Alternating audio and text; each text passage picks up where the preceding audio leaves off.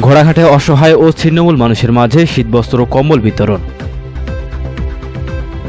আসসালামু আলাইকুম। এমকে টেলিভিশনের সংবাদে আপনাদের স্বাগত জানাচ্ছি আমি সুলতান মাহমুদ। শুরুতেই শুনলেন সংবাদ শিরোনাম, এখন বিস্তারিত।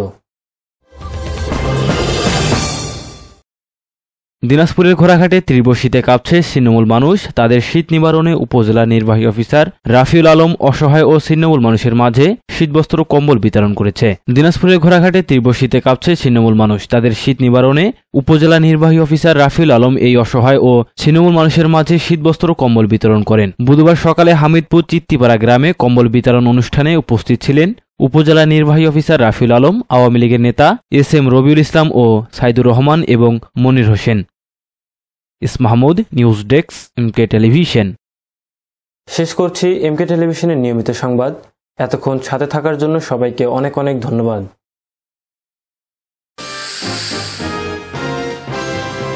MK television.